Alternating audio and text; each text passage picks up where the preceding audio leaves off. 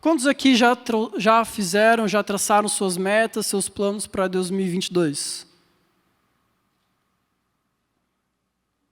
Poucos? O plano é não ter plano? Pouca gente. Mas eu tenho alguns planos, alguns desafios que eu quero cumprir nesse ano. E para hoje eu trouxe como tema o caminho para a felicidade. Eu acho que, mesmo que você não tenha feito planos específicos, metas específicas, uma coisa que você gostaria nesse ano de 2022 é ser feliz. Quem aqui quer ser feliz nesse ano? Todo mundo, né?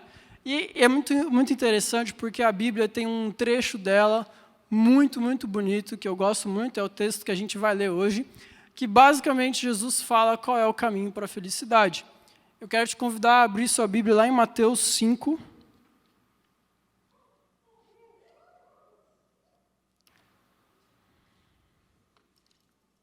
Mateus 5, muito conhecido como o Sermão do Monte ou o Sermão da Montanha. E aqui Jesus fala como você encontra a verdadeira felicidade. Eu quero ler com vocês, a gente vai ler picotado, mas a gente vai ler do versículo 1 até o versículo 11. Espero não tomar muito tempo da noite de vocês, mas se eu pudesse dar um conselho para você, seria deixar a sua Bíblia aberta o tempo todo e também o bloco de notas do seu celular, porque eu vou dar aqui uma receita, olha só, a receita de como ser feliz. Sério mesmo. A receita de como ser feliz. Anota. Vamos lá, Mateus 5, versículo 1 diz assim: certo dia, quando Jesus viu que as multidões se ajuntavam, subiu à encosta do monte e ali sentou-se. Seus discípulos se reuniram ao redor e ele começou a ensiná-los. A primeira coisa que eu quero falar essa noite a respeito do caminho para a felicidade, daquilo que Jesus tem e espera de nós, não só nesse ano de 2022, mas por toda a nossa vida. E essa ainda não é parte da receita, mas para começar você precisa entender isso. Aqui no texto, e são coisas que a gente geralmente fala aqui, existem dois públicos. O primeiro é a multidão. A multidão ela estava se ajuntando, ela estava ali perto de Jesus, mas também tem os discípulos. E os discípulos, eles sentam, esse sim, efetivamente, em volta de Jesus, e é a eles que Jesus dirige as suas palavras. A primeira coisa que eu quero falar é que, para seguir essa receita, não basta você estar no meio da multidão. Para você ouvir e saber qual é o caminho da felicidade e trilhar esse caminho, não basta você estar junto com a galera, não basta você estar aqui no sábado, você precisa estar mais perto de Jesus, você precisa se posicionar como discípulo dele, porque é a eles que Jesus ensina. É aos discípulos que Jesus direciona as suas palavras, é a eles quem Jesus quer ensinar. E para você seguir essa receita e conseguir trilhar esse caminho, aquilo que Jesus pede e espera de nós, só um discípulo consegue fazer isso. Só ser da multidão não dá certo. E essa primeira coisa, para você começar o seu ano, é você entender isso. E dito isso, começa então o trecho da Bíblia que a gente chama de as bem-aventuranças, os bem-aventurados, os felizes, os ricos espiritualmente, aqueles que são abençoados. Algumas versões vão dizer bem-aventurados, outros vão dizer abençoados, outros felizes. É um termo que fala muito mais sobre uma riqueza espiritual, uma alegria, uma felicidade espiritual, do que uma bênção material em si. E Jesus começa o texto, então, dele, e a gente vai para o primeiro passo, e lá em Mateus capítulo 5, versículo 3, diz assim: felizes os pobres de espírito, pois o reino dos céus lhes pertence. Em alguns outros textos dizem: felizes os humildes em espírito, pois deles é o reino dos céus. E eu quero falar com você a respeito dessa primeira bem-aventurança, desse primeiro passo para a sua felicidade nesse ano. E eu quero definir junto com você o que é ser pobre de espírito. Para isso, nós vamos abrir a nossa Bíblia lá em Lucas capítulo 18.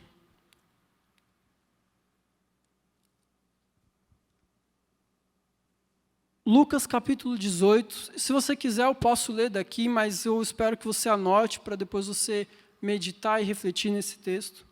Lucas capítulo 18, versículo 9, diz assim: em seguida, Jesus contou a seguinte parábola: aqueles que confiavam em sua própria justiça e desprezavam os demais. 2 homens foram ao templo orar. Um deles era fariseu e o outro era cobrador de impostos. O fariseu em pé fazia esta oração: eu te agradeço, Deus, porque não sou como as demais pessoas, desonestas, pecadoras, adúlteras, e com certeza não sou como aquele cobrador de impostos. Jejuo 2 vezes por semana e dou o dízimo de tudo que ganho. Mas o cobrador de impostos ficou à distância e não tinha coragem nem de levantar os olhos para o céu enquanto orava. Em vez disso, ele batia no peito e dizia: Deus, tem misericórdia de mim, pois sou pecador. Eu lhes digo que foi o cobrador de impostos, e não o fariseu, quem voltou para casa justificado diante de Deus. Pois aqueles que se exaltam serão humilhados, e aqueles que se humilham serão exaltados. Interessante esse texto, onde, mais para frente, no Evangelho de Lucas, Jesus vai retratar o que é ser pobre de espírito. O que é ser pobre de espírito? O que é ser humilde de espírito? Muitas vezes, nós somos tomados por uma certa arrogância de achar que somos melhores, de que temos mais, de que Deus nos ama mais, de que Deus quer mais o nosso bem do que ao outro, aquele que é o pecador, aquele que é o insensato, o injusto. Talvez você não saiba, mas acredito que muitos saibam que na Bíblia, na história, os fariseus eles eram conhecidos por serem os mestres da lei. Aqueles que guardavam a lei de Moisés, que sabiam exatamente a cartilha do que fazer e do que não fazer dentro da lei.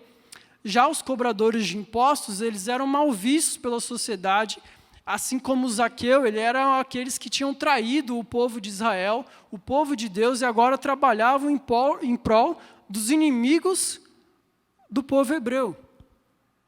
E o fariseu, na sua oração toda cheia de si, ele fala: Deus, muito obrigado, porque eu não sou como esse cara. Muito obrigado, porque eu jejuo, porque eu oro, porque eu guardo a lei. Já o cobrador de impostos, a oração dele era: Deus, tem misericórdia de mim, porque eu sei que eu sou pecador. Aquele que é pobre de espírito, aquele que é humilde de espírito, é aquele que reconhece o quanto é nada sem Deus, que reconhece o pecado que há em cada um de nós, e que reconhece que precisa de Deus mais do que qualquer coisa. Ao ler essas 2 orações, uma oração me parece de alguém que não precisa de nada. Eu tenho tudo. Eu sei fazer tudo. Eu sei jejuar, eu sei ler, eu sei guardar a lei. E o outro reconhece que precisa de tudo. Quando nós voltamos ao Sermão do Monte, Jesus fala aos seus discípulos: vocês querem ser felizes? Felizes são aqueles, os pobres de espírito. Na Bíblia, a mensagem diz assim: abençoados são vocês que não têm mais nada a oferecer, porque quando vocês saem de cena, há mais de Deus para vocês. Se você quer ter um ano abençoado, se você quer ser feliz na sua vida, seja pobre de espírito, porque o reino de Deus, o reino dos céus, pertencem a esses. Não aqueles que acham que têm tudo, mas aqueles que reconhecem que precisam de Deus. Primeiro passo da receita, ok? Mateus 5, versículo 4 diz assim: felizes os que choram, pois serão consolados. É interessante porque nós vivemos numa época onde cada vez mais o eu é exaltado. Onde o meu poder, aquilo que eu posso fazer, e nós temos chorado pouco uns pelos outros. Temos lamentado pouco uns pelos outros.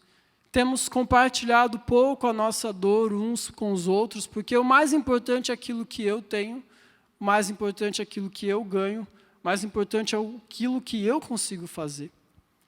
E Jesus está falando para os seus discípulos que felizes são aqueles que choram. Parece até contraditório, né? Como que eu vou ser feliz chorando? Ainda mais com aqueles que estão chorando também. E tem uma história na Bíblia muito boa, lá em João 11, que mostra que Jesus chorou. Não sei quantos sabiam disso, mas Jesus chorou. Como pode o Deus do universo todo-poderoso, aquele que é capaz de fazer infinitamente mais do que pedimos ou pensamos, chorar e chorar de tristeza? O amigo de Jesus, Lázaro, está lá em João 11 essa história, morreu, e Jesus, sabendo que tem poder para ressuscitar a vida de Lázaro, ele escolhe chorar antes. Isso nos fala de um Deus que ele é misericordioso e compassivo. E se nós queremos viver uma vida mais feliz, nós precisamos nos importar mais uns com os outros, precisamos chorar com os que choram, nos alegrar também com os que se alegram, mas nós precisamos nos compadecer mais. Nós temos passado por 2 anos de muitas mortes, muitas perdas, muita gente indo. Hoje mesmo, não sei quantos acompanharam no jornal, mas tivemos uma tragédia lá em Minas Gerais, com pessoas morrendo de uma forma trágica. Isso precisa sensibilizar o nosso coração como discípulos de Jesus. Saber que tem pessoas que estão passando por dor, por sofrimento, pessoas que estão morrendo, e nós precisamos, no mínimo, chorar com os que choram. E nisso nós encontraremos felicidade. Porque Jesus ele não está simplesmente falando algo vazio para os seus discípulos, mas algo que realmente alimentaria o espírito deles. Como eu falei, essa felicidade é uma felicidade espiritual. Infelizmente, nós nos tornamos insensíveis, mas que nós possamos aprender com Jesus que há tempo de chorar com aqueles que precisam, há tempo de nos compadecer com a dor uns dos outros. Eu tenho certeza que isso vai fazer de nós discípulos melhores, pessoas melhores. Amém? Segundo passo da receita, ok? Quem quer ser feliz, chora. Terceiro, está lá no versículo 5. Diz assim: felizes os humildes, pois herdarão a terra. Em outra versão diz: felizes os mansos, pois herdarão a terra. Interessante Jesus falar sobre isso.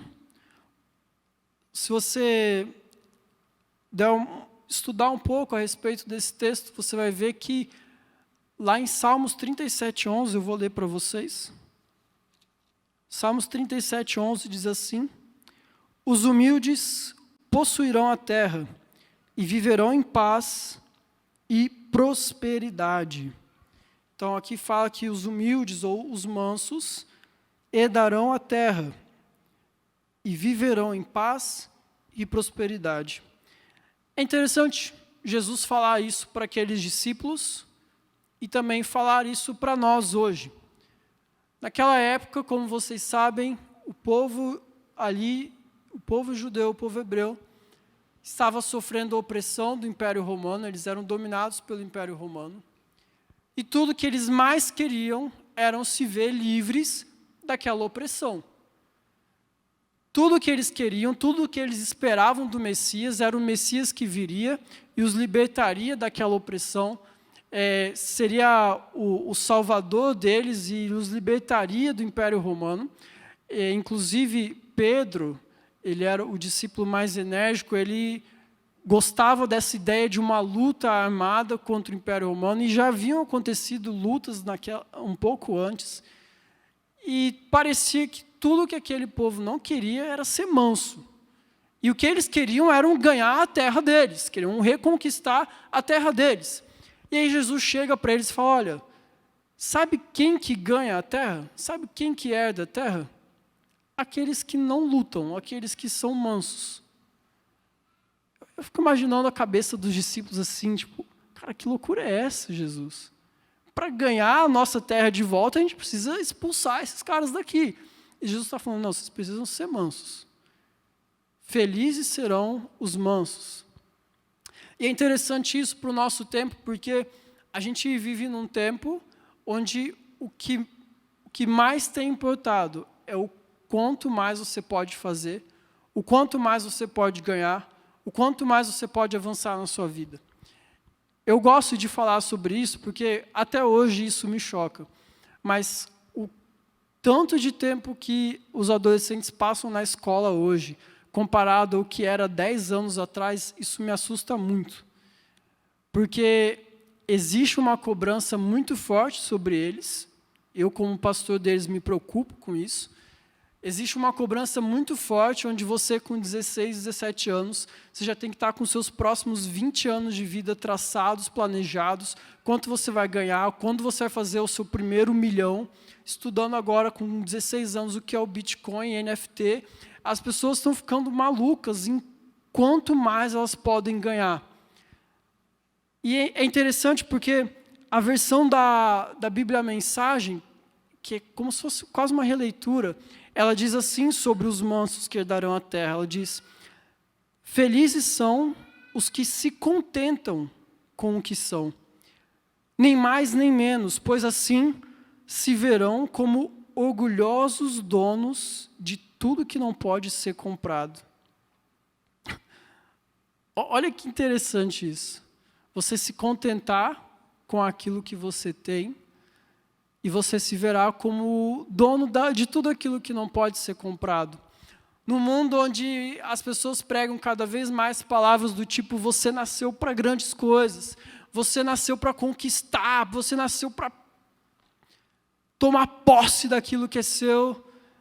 E Jesus fala: tudo bem, mas entenda antes que você precisa ser manso, você precisa se contentar com aquilo que você tem.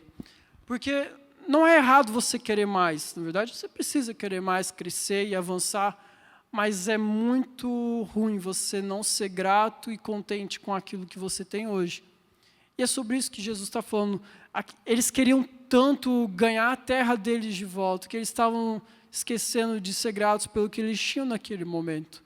O pão de cada dia, como ele ora no Pai Nosso, a família deles, estavam ali. Eles tinham motivo para agradecer. Eles precisavam realinhar aquilo que era ser manso, que é ser humilde, com aquilo que eles estavam vivendo. E se a gente tem um desafio para esse ano de 2022, é o desafio de ser manso, assim como Jesus e assim como a música que a gente cantou.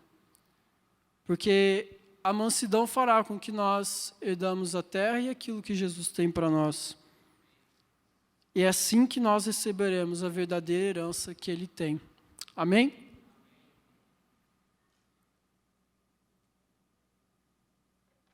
Bom, recapitulando, o primeiro passo da receita para a felicidade é ser humilde de espírito, pobre de espírito. O segundo passo no caminho da felicidade é você chorar com os que choram. E o terceiro é você ser manso. E agora a gente vai ler o versículo 6. E vamos para o nosso quarto passo. Versículo 6, ele diz assim: felizes os que têm fome e sede de justiça, pois serão saciados. Para falar sobre esse versículo, eu queria voltar um pouquinho ali no texto em Mateus 1, versículo 18. Diz assim: foi assim que nasceu Jesus Cristo. Maria, sua mãe, estava prometida para se casar com José. Antes do casamento, porém, ela engravidou pelo poder do Espírito Santo.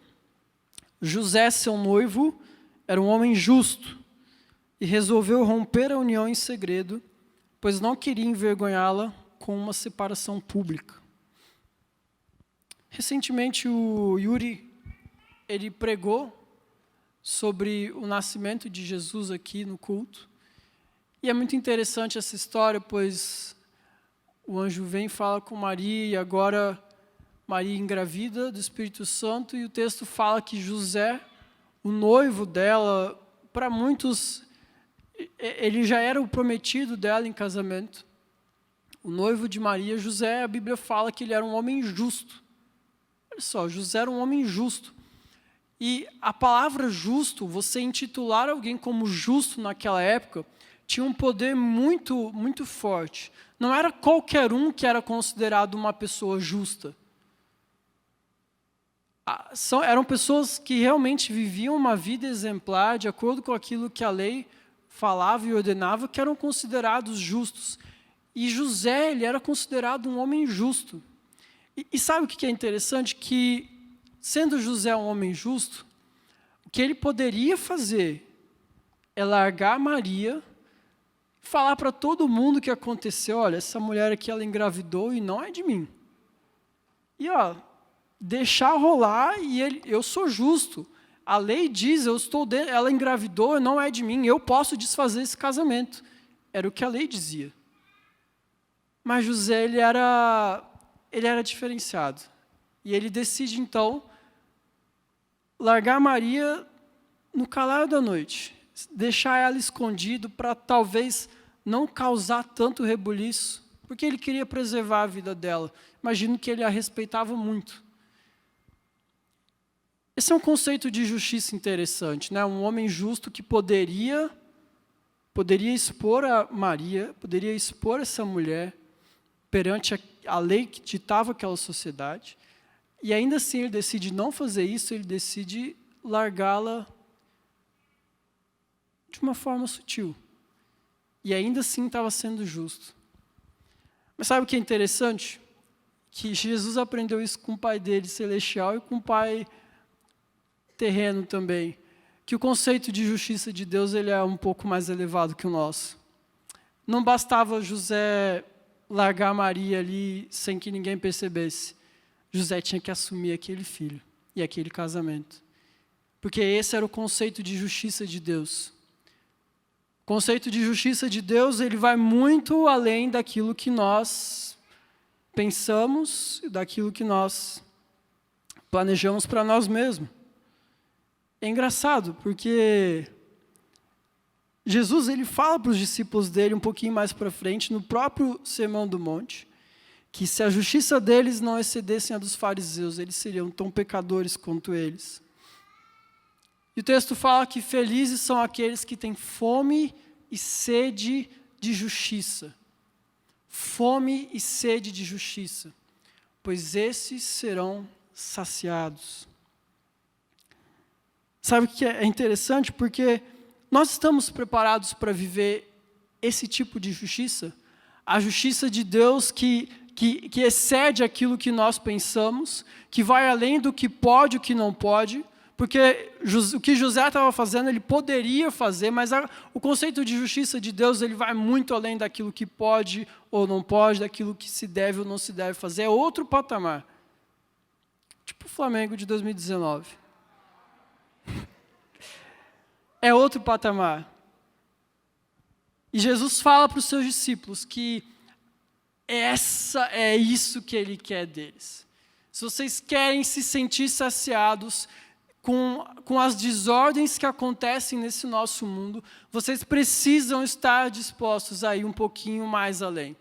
Vocês precisam estar dispostos a fazer mais do que o que é a lei comum, mais aquilo do que o senso comum diz, porque é muito além de sim ou não, pode ou não pode. O meu conceito de justiça, ele vai pedir tudo de vocês, mas fiquem tranquilos, porque aqueles que têm fome e sede de justiça, da justiça de Deus, esses serão saciados. A versão da Bíblia Mensagem diz assim, que aqueles que têm fome e sede de justiça, encontrarão nele um alimento que nunca falta. Serão saciados, porque sairão da superficialidade, deixarão de comer alimentos de criança. A minha irmã, ela teve meu sobrinho recentemente, Heitorzinho está aí? Deve estar dormindo agora. E não sei quantos já puderam acompanhar o desenvolvimento de um bebê, mas um bebê, ele toma leite, basicamente, né? E ele mama bastante vezes ao dia. Nós, adultos, podemos ficar mais tempo sem comer do que uma criança. Porque criança está se alimentando de um leite, de líquido, de alimento para criança. Nós comemos alimento sólido. E assim como Paulo fala lá, não lembro agora a referência exata, mas a gente precisa deixar de comer o alimento de criança e comer o alimento de adulto. E isso é sair da superficialidade e entrar num nível de profundidade, intimidade com aquilo que Deus quer para nós, e nós seremos saciados através dessa fome e sede pela justiça de Deus. Amém? Então, até agora nós temos, para ser feliz, ser pobre de espírito, chorar com os que choram, ser mansos e humildes, e também ter fome e sede pela justiça. Amém? O versículo 7 diz assim: Felizes os misericordiosos, pois serão tratados com misericórdia. Os misericordiosos alcançarão misericórdia. Você deve conhecer uma passagem na Bíblia, lá em Lucas 10, versículo 30. Eu não vou ler inteiro, eu vou, na verdade, apenas citar. Mas é a famosa história do bom samaritano. É interessante porque o bom samaritano, ele que era mal visto por uma sociedade, ele vai e atende aquele homem que precisava, que estava sofrendo, que estava padecendo, estava à beira da morte, quando outras pessoas da casa de Deus, servos da casa de Deus, não puderam socorrer aquele homem que havia sido espancado. Aqui vem um homem, o samaritano, que era considerado inimigo do povo, e atende ele. Ele estendeu de misericórdia sobre aquele homem. E eu vejo e percebo que esse é um ano para que nós pratiquemos e estendamos nossa misericórdia uns aos outros. Acho que ninguém estava pronto para o que ia acontecer com a pandemia desde o começo de 2020 para cá. E nós vemos tantas pessoas passando por dificuldades e sofrendo. E a Bíblia fala, Jesus fala para os discípulos dele, que felizes serão aqueles que usarem de misericórdia uns com os outros. Assim como chorar com os que choram, a misericórdia aqui ela vai num contexto mais prático de você fazer algo por alguém.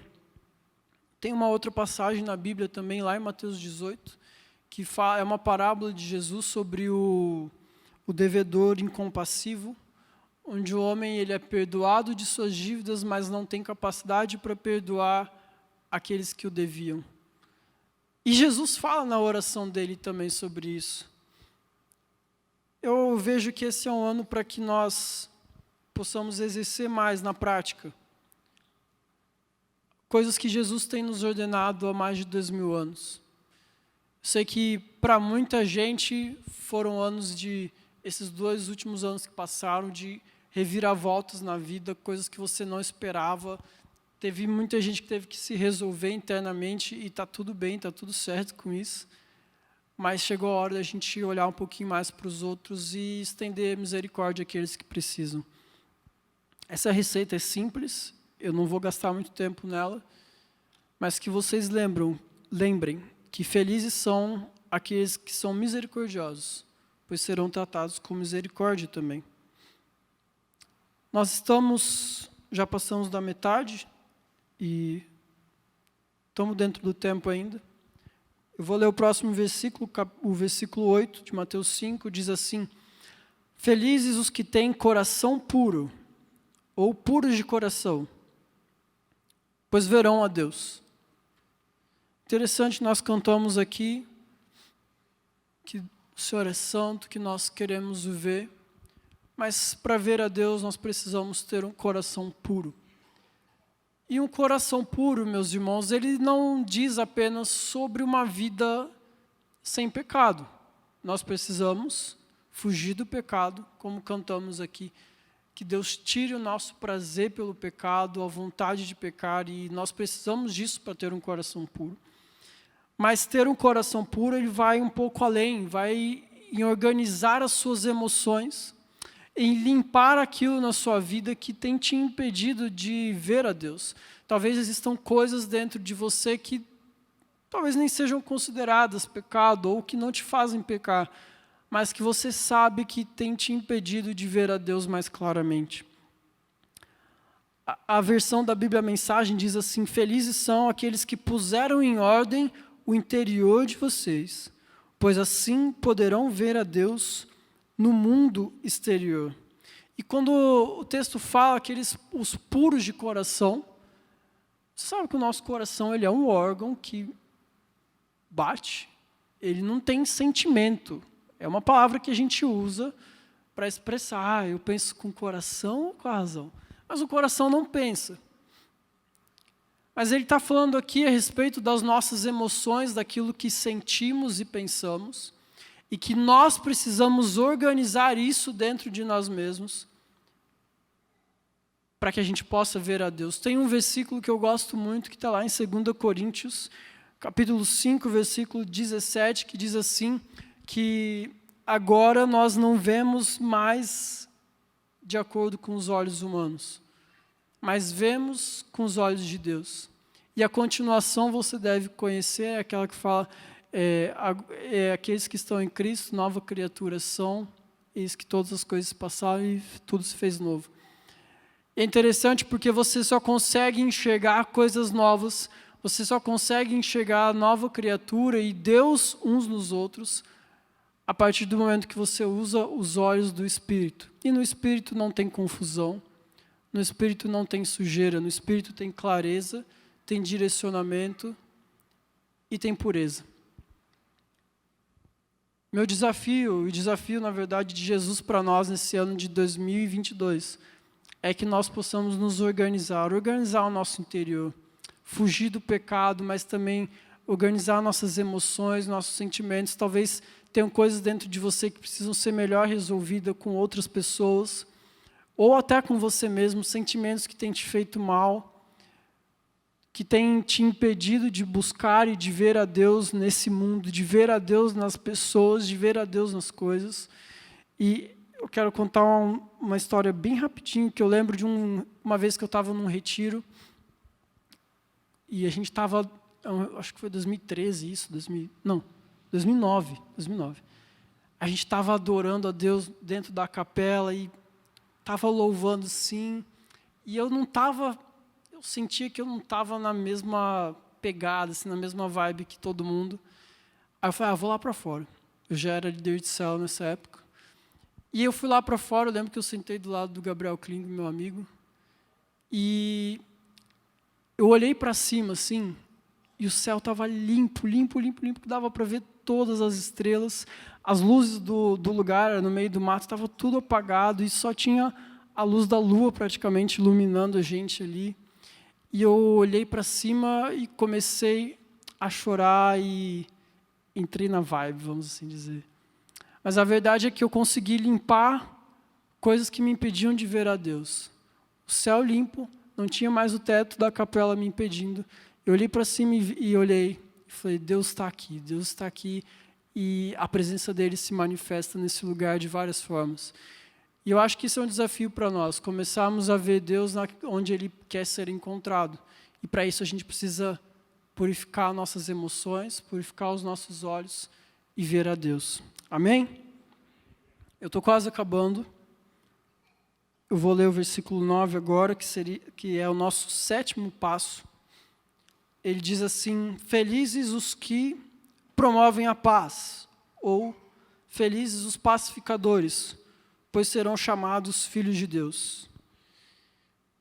Uma vez eu preguei aqui na igreja sobre a parábola do filho pródigo. Quantos aqui estavam?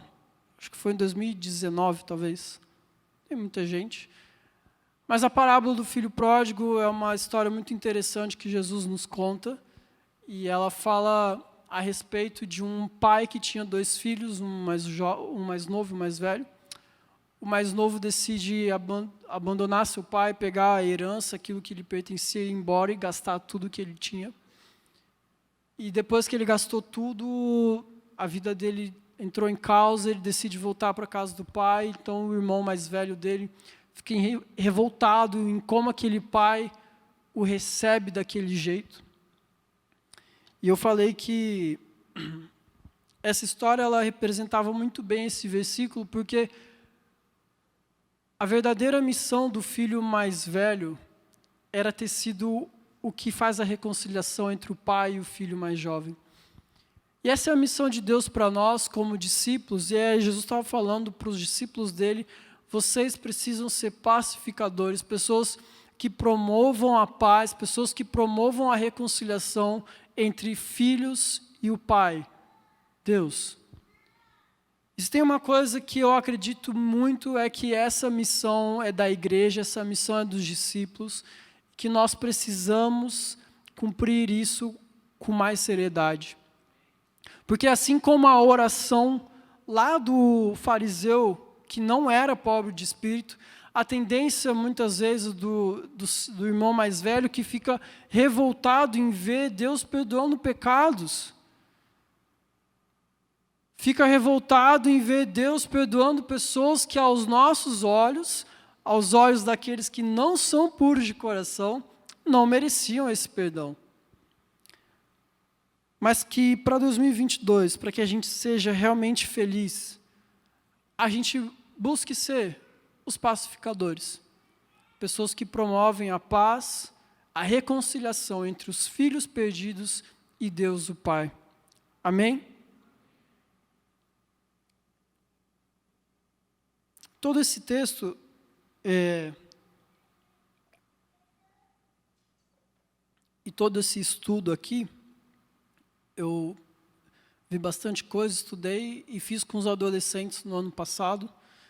E achei que seria importante para nós como igreja trazer isso para nós. Sei que eu falei 7 pontos, geralmente uma palavra tem 3 ou 4 no máximo, e eu falei 7. Por isso que eu pedi para vocês anotarem. É porque eu acredito de verdade que nós precisamos praticar mais isso aqui. Eu preciso praticar mais isso aqui. Se eu quero ser como Jesus, se eu quero ser feliz, se eu quero encontrar o caminho da felicidade, eu preciso praticar mais isso aqui.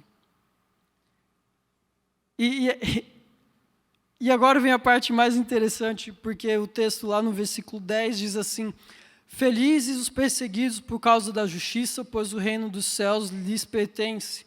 Felizes são vocês quando por minha causa sofrerem zombaria e perseguição, e quando outros, mentindo, disserem todo tipo de maldade ao seu respeito. Alegrem-se e exultem, porque uma grande recompensa os espera no céu. E lembrem-se de que os antigos profetas foram perseguidos da mesma forma. Pensa bem, se tudo que eu falei até aqui, se tudo que a gente falou até aqui, fosse vivido diariamente, por nós todos, e por outras pessoas também, vocês não acham que a gente teria um mundo melhor? Né?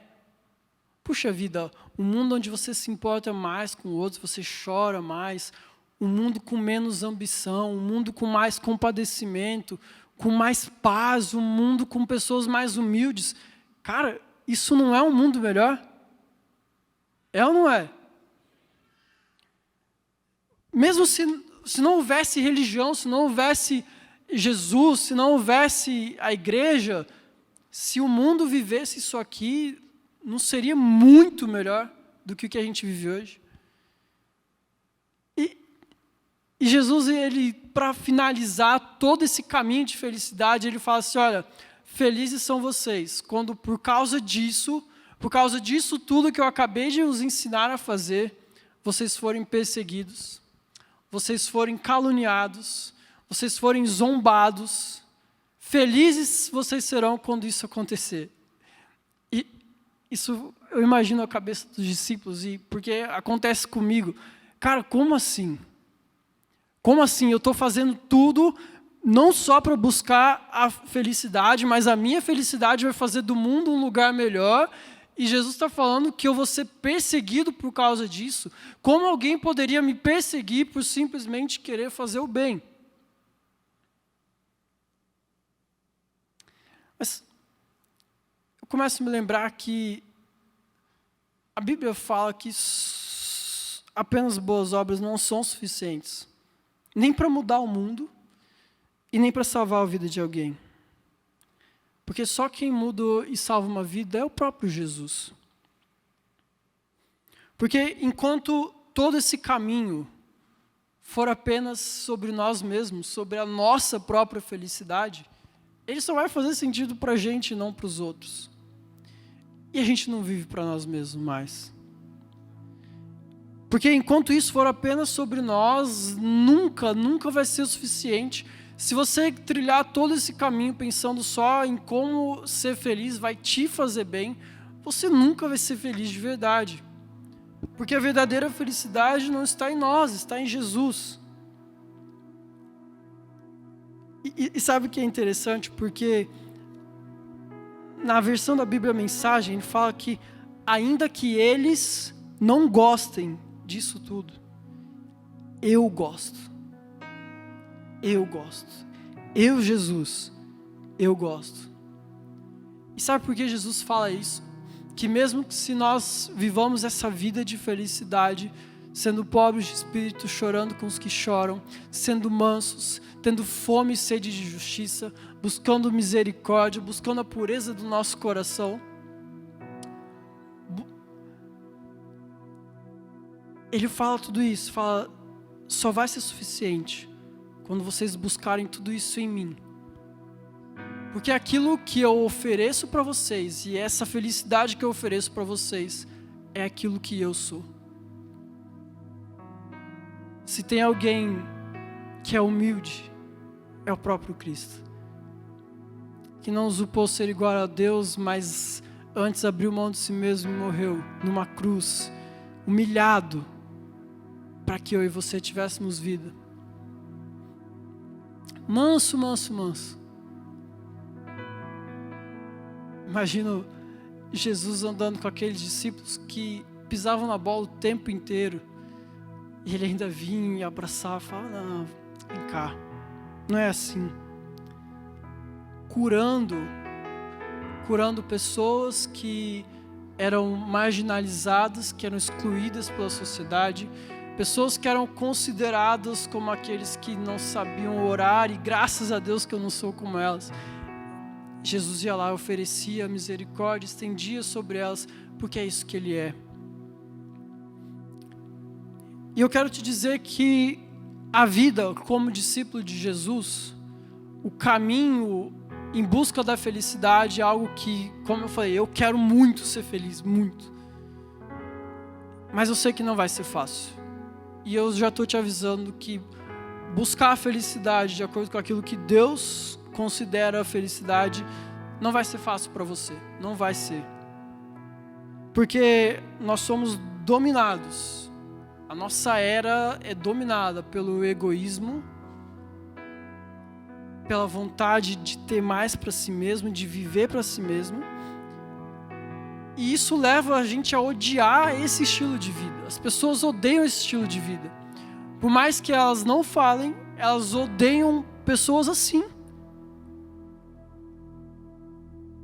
Mas, ainda que eles odeiem, ainda que eles não gostem, o mais importante que você precisa saber é que Jesus gosta, é que Jesus aprova, e que Jesus considera isso como a verdadeira felicidade.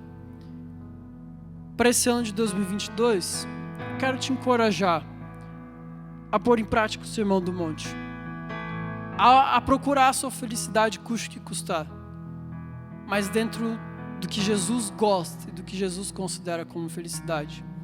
Não vai ser fácil, mas a sua vida vai valer a pena, eu tenho certeza.